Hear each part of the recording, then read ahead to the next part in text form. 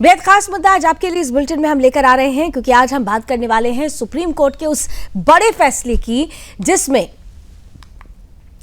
Court ने यह साफ कहा है कि राष्ट्रपति और राज्यपालों पर बिल मंजूरी की समय सीमा तय नहीं की जा सकती है, लेकिन बिलों को अनिश्चित काल तक लंबित भी नहीं रखा जा सकता है।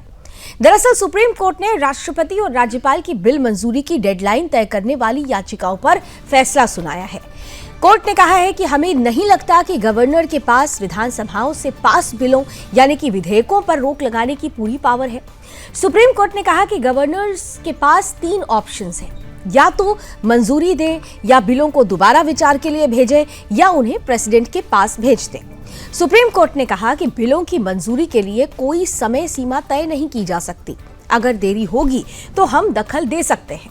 सुप्रीम कोर्ट के 2 जजों का यह फैसला था, लेकिन अब जो 5 जजों का फैसला आया, सीजेआई की अध्यक्षता में 5 जजों का जो फैसला आया है, आज वो महत्वपूर्ण माना जा रहा है। दरअसल सुप्रीम कोर्ट ने राष्ट्रपति और राज्यपाल के लिए विधेयकों पर मंजूरी की समय सीमा तय करने पर अपना फैसला सुनाते हुए सीजेआई के नेतृत्व वाली 5 जजों की संविधान पीठ ने कहा कि राज्यपाल पर कोई समय सीमा नहीं लगा सकता है, सिवाय इसके कि वो उन्हें एक उचित अवधि में निर्णय लेने के लिए कह दे। सीजेआई ने कहा कि समय सीमा लागू करना संविधान द्वारा इतनी सावधानी से संरक्षित इस लचीलेपन के बिल्कुल विपरीत होगा। हालांकि सुप्रीम कोर्ट ने यह भी माना कि राज्यपाल राज्य विधेयकों पर अनिश्चित काल तक रोक नहीं लगा सकते हैं, लेकिन उसने राज्यपालों और राष्ट्रपति के लिए कोई समय सीमा निर्धारित करने से इनकार कर दिया। कहा कि ऐसा करना शक्तियों के पृथक्करण के विरुद्ध होगा। वास्तव में यह मामला तमिलनाडु गवर्नर और राज्य सरकार के बीच उठे विवाद से शुरू हुआ है, जहां गवर्नर ने राज्य सरकार के बिल रोककर रखे हुए थे। सुप्रीम कोर्ट ने 8 अप्रैल को आदेश दिया कि राज्यपाल के पास कोई वीटो पावर नहीं है।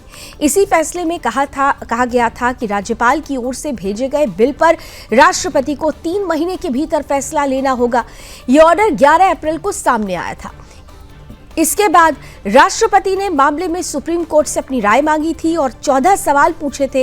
इस मामले में 8 महीने से सुनवाई चल रही थी, जिसमें अब यह स्पष्ट रूप से कह दिया गया है कि राष्ट्रपति और राज्यपाल को समय सीमा में नहीं बांधा जा सकता है, क्योंकि ये सीधे तौर पर संविधान द्वारा जो शक्तियां उन्हें प्रदान की गई है उसके विरुद्ध होगा। ये एक पावर फाइट बन जाएगी और इसीलिए समय में नहीं बांधा जा सकता है। ये सुप्रीम कोर्ट फैसला है, लेकिन हाँ, उचित समय में निर्णय के लिए जरूर कहा जा सकता है, लेकिन समय की कोई बाध्यता राष्ट्रपति या राज्यपाल पर नहीं हो सकती है।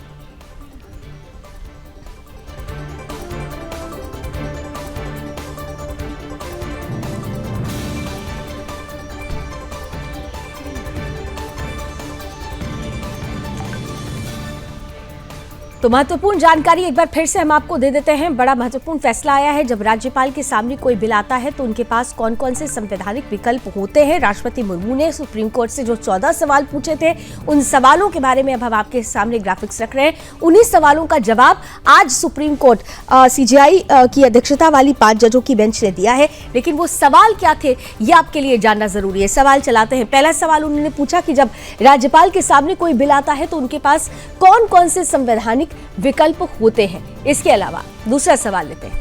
दूसरा सवाल उन्होंने पूछा कि क्या राज्यपाल फैसला लेते समय मंत्रिपरिषद की सलाह से बंधे हुए हैं।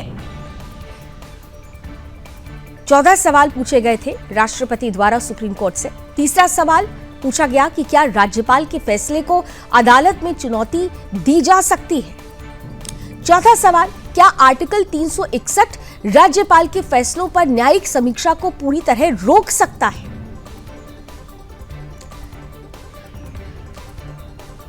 साथ ही पूछा गया कि अगर संविधान में राज्यपाल के लिए कोई समय सीमा तय नहीं है तो क्या अदालत कोई समय सीमा तय कर सकती है। ये तमाम वो सवाल हैं जो राष्ट्रपति ने पूछा था सुप्रीम कोर्ट से। क्या राष्ट्रपति के फैसले को भी अदालत में चुनौती दी जा सकती है। क्या राष्ट्रपति के फैसलों पर भी अदालत समय सीमा तय कर सकती है। कोर्ट ने कहा कि बिल्कुल नहीं तय कर सकती है। लेकिन जो सवाल थे, जिस सवाल पूछे गए थे, वो सवाल हम आपके सामने रख रहे हैं। क्या राष्ट्रपति को सुप्रीम कोर्ट से राय लेना अनिवार्य है। क्या राष्ट्रपति और राज्यपाल के फैसलों पर कानून लागू होने से पहले ही अदालत सुनवाई कर सकती है? इसके अलावा यह भी पूछा गया कि क्या सुप्रीम कोर्ट आर्टिकल 142 का इस्तेमाल करके राष्ट्रपति या राज्यपाल के फैसलों को बदल सकता है? क्या राज्य विधानसभा द्वारा पारित कानून राज्यपाल की स्वीकृति के बिना लागू होता है? क्या संविधान की व्याख्या से जुड़े मामलों को सुप्रीम कोर्ट की 5 जजों की बेंच को भेजना अनिवार्य है? और साथ ही साथ पूछा गया कि क्या सुप्रीम कोर्ट ऐसे निर्देश आदेश दे सकता है जो संविधान या वर्तमान कानूनों से मेल न खाता हो? क्या केंद्र और राज्य सरकार के बीच विवाद सिर्फ सुप्रीम कोर्ट ही सुलझा सकता है? तो ये तमाम वो 14 सवाल जो कि राष्ट्रपति मुर्मू के द्वारा सुप्रीम कोर्ट से पूछा गया था। ये पूरा मामला तब उठा था जब तमिलनाडु सरकार और गवर्नर के बीच में मतभेद हुआ। दरअसल एक विधेयक को लेकर देरी हो रही थी और इसके बाद सरकार कोर्ट पहुंचती है। 2 जजों की बेंच उस वक्त ये कहती है, समय सीमा देती है 3 महीने की, लेकिन उसे फिर सुप्रीम कोर्ट में आज 5 इसके बाद जब 2 जजों की बेंच इस पर 3 महीने की समय अवधि देती है तो फिर राष्ट्रपति द्वारा कुछ सवाल पूछे जाते हैं सुप्रीम कोर्ट से। ये सवाल वही थे जो हमने आपके सामने रखे। 14 सवाल उन्होंने पूछे और इसके बाद आज सीजेआई की अध्यक्षता में 5 जजों की बेंच ने ये स्पष्ट कर दिया कि राष्ट्रपति या राज्यपाल वो संवैधानिक पद है जिसकी गरिमा बनाए रखना जरूरी है और इसीलिए समय सीमा में नहीं बांधा जा सकता। हालांकि उन्होंने ये कहा जरूर कि उचित समय में निर्णय लेने के लिए कहा जा सकता है, लेकिन समय की कोई सीमा निर्धारित नहीं की जा सकती है।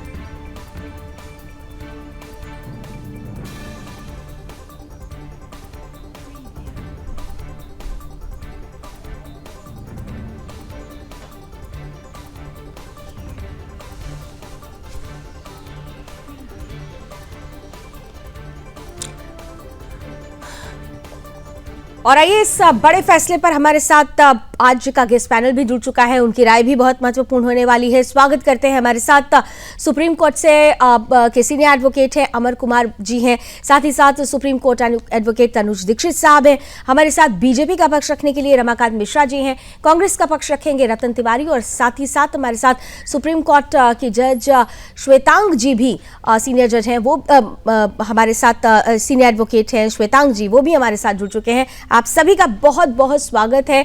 और शुरुआत अमर जी आपके साथ कर रही हूं कि ये जो फैसला है इसको किस तरह से लिया जाए? क्या जो संवैधानिक पद है राष्ट्रपति या राज्यपाल का, उनकी गरिमा को बरकरार रखने वाला ये फैसला माना जाए, या फिर ये माना जाए कि लोकतंत्र की जो प्रक्रिया है उस पर किसी ना किसी तरीके का कुछ असर पड़ सकता है? किस तरह से लेते हैं? देखिए, इसमें आज जो माननीय उच्च न्यायालय, जो सर्वोच्च न्यायालय ने जो अपना फैसला दिया है वो बहुत सोच समझ के सारी चीजों को, सारे पॉइंट्स को कंसीडर करने के बाद दिया है। तो ये फैसला मैं समझता हूँ कि अपने आप में बहुत ही अच्छा फैसला आया है, जिसमें कार्यपालिका और न्यायपालिका दोनों के जो अपने अपने कार्य क्षेत्र, अपने अपने उनको अधिकार दिए गए, उन सबको बैलेंस बनाते हुए ये फैसला सुप्रीम कोर्ट का आया है। तो इसको अच्छा मानेंगे हम लोग। इसे बैलेंस्ड फैसला कह रहे हैं श्वेतांग जी, आप भी इसे बैलेंस्ड फैसला मानते हैं? बिल्कुल। सबसे पहले तो मैं एक करेक्शन करवा दूं, मैं वरिष्ठ वकील नहीं, सिंपली एक advocate on record supreme court में, क्योंकि देखिए जहां तक माननीय उच्चतम न्यायालय की बात है आज के जजमेंट से, मैं समझता हूं कि बहुत ज्यादा बैलेंस्ड है, इन द सेंस के कोर्ट ने बिल्कुल कैटेगोरिक किया है कि as far as the timeline is concern वो हम तय नहीं कर सकते। As far as the honourable president और the governors of the state is concern, वो उनके कार्यक्षेत्र में आता है, वो वही करेंगे। माननीय उच्चतम न्यायालय ने इस बात को क्लैरिफाई किया है आज के जजमेंट से, जितना मैं समझ रहा हूँ, कि गवर्नर के पास जब कोई बिल आता है तो वो 2 काम कर सकते हैं। या तो उसको, अगर उससे वो सहमत नहीं है तो वो रिटर्न कर दे स्टेट लेजिस्लेचर को अपने कमेंट्स के साथ। दूसरा जो विकल्प है माननीय गवर्नर्स के पास, वो ये कि वो प्रेसिडेंट के कंसिडरेशन के लिए ये चीज रिजर्व कर लें। सुप्रीम कोर्ट के सामने जो 14 सवाल दिए गए थे माननीय राष्ट्रपति, भारत के राष्ट्रपति के द्वारा 143A के तहत, कॉन्स्टिट्यूशन के तहत, उसमें 14 सवाल जो आपने यहाँ पे प्रस्तुत किया, उसमें माननीय उच्चतम न्यायालय ने आज अपना व्यू रखा और बहुत बहुत क्लैरिटी में अपने व्यूज दिए हैं कि as far as the time, क्योंकि बेसिक क्वेश्चन ये था whether a timeline can be fixed with respect to any bills as far as the governor is concerned और not. To that, the Honorable Supreme Court has made it very clear that there cannot be any timeline which can be defined, since that is their jurisdiction and judiciary has its own jurisdiction. माननीय उच्चतम न्यायालय ने ये जरूर बोला कि हाँ, एक तय समय में, without defining any time, that this should be decided, उचित समय हो, जो कि बहुत लंबित भी नहीं हो, और हम ये भी नहीं कह सके कि हम राष्ट्रपति या राज्यपाल को हम इसके लिए बाध्य करें समय को लेकर. ब्रेक का वक्त हो रहा है, लेकिन ब्रेक से पहले बहुत जल्दी से तनु जी की भी राय बहुत जरूरी हो जाती है. सुप्रीम कोर्ट से संबद्ध है, सीनियर एडवोकेट है. तनु जी, ट्रांसपेरेंसी इससे क्या बरकरार रहेगी? लावनी जी, देखिए, जिस तरीके से माननीय सर्वोच्च न्यायालय ने जो आज एक डिसीजन दिया है, इसमें सबसे महत्वपूर्ण जो है, संविधान के आर्टिकल 200 के तहत जो गवर्नर के पावर्स हैं, क्या उसमें कोई भी डिसीजन को होल्ड रखने की कैपेसिटी है? सबसे महत्वपूर्ण सवाल और सबसे महत्वपूर्ण जवाब वही है. उसके आधार पर जब उसमें देखा गया तो नहीं, इस तरीके की कोई राइट्स उसमें नहीं है. एक ड्यूरेशन के बाद में, जिसे हम डीम टाइम बोलते हैं, उसके बाद में कहीं ना कहीं उसको आगे प्रोसीड करना होगा. उनके पास 3 रास्ते हो सकते हैं. वो वापस उसको संशोधन के लिए भेजे, वो उसे नामंजूर करें, या फिर वो राष्ट्रपति महोदया के पास इसको भेजें. इसके अतिरिक्त इसके अंदर और कुछ भी ऐसा नहीं है जिसको वो होल्ड करने का एक पावर रखते हो.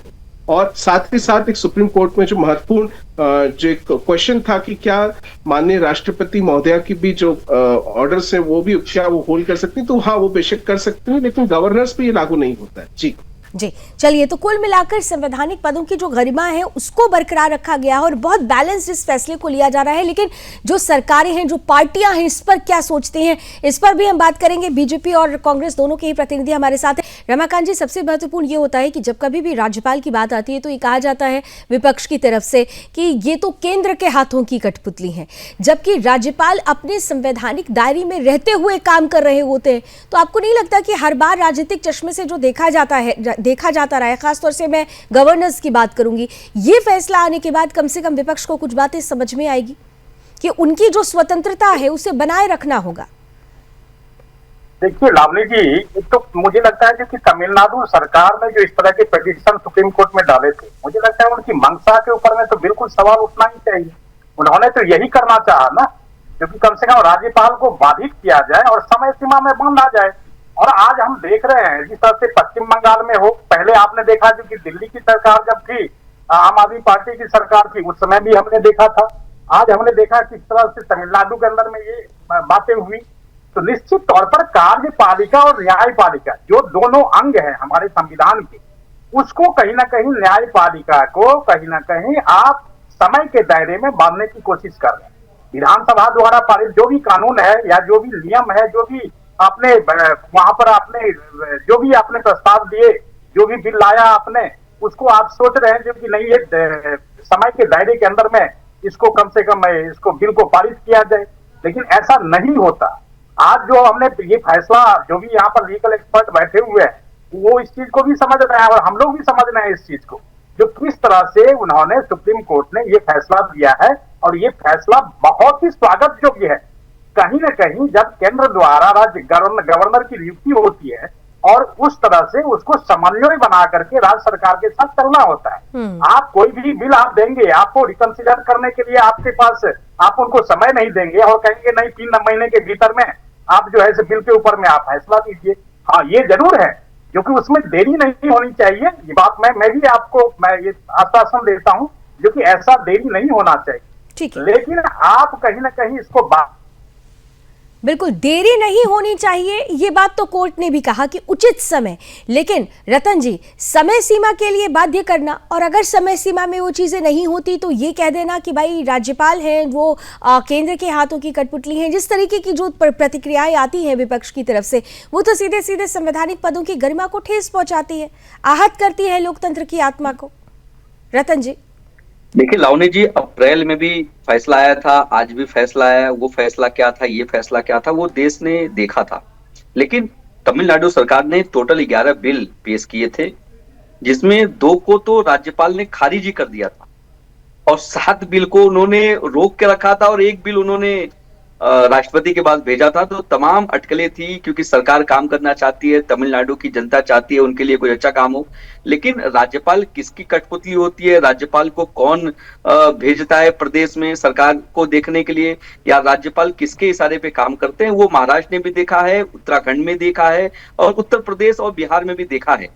महाराष्ट्र में तो 12 विधान परिषद के सदस्यों को स्वीकृति देनी थी, जो कई साल लग गए, बाद में सरकार पलट द्वारा उनको अधिकार मिले हैं उसके अनुरूप वो चलते हैं। फिर तो इस तरीके की बातें कहकर लगातार विपक्ष उनकी स्वतंत्रता, जो उनका दायरा है, उस स्वतंत्रता पे आप हस्तक्षेप करते हैं। सुप्रीम कोर्ट ने भी तो आज यही बात कही जो आप कह रहे हैं कि ये गलत है, ये तो सीधे सीधे उनके संवैधानिक दायरे में हस्तक्षेप है।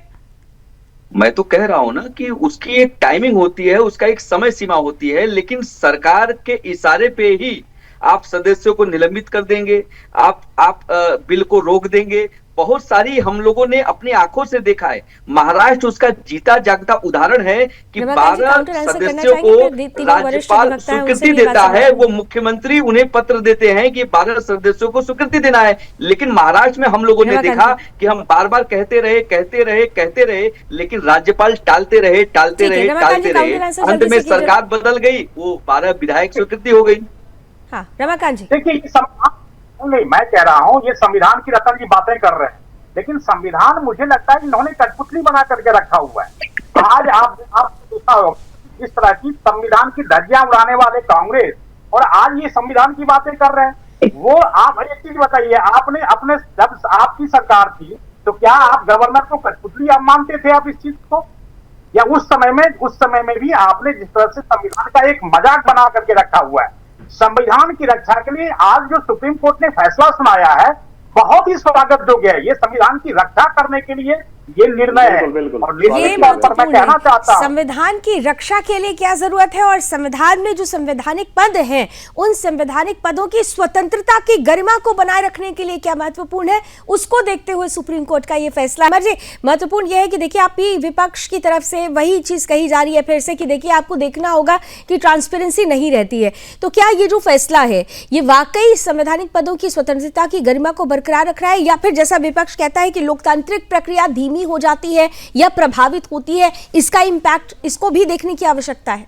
अमर जी देखिए, ये जो फैसला है ना, बिल्कुल बैलेंस जजमेंट है सुप्रीम कोर्ट का, और विपक्षी पार्टियों का जहां तक सवाल है तो वो ऐसे आरोप प्रत्यारोप करेंगे, क्योंकि राजनीतिक पार्टियां हैं, उनका काम है ये हमेशा अपोज करेंगे।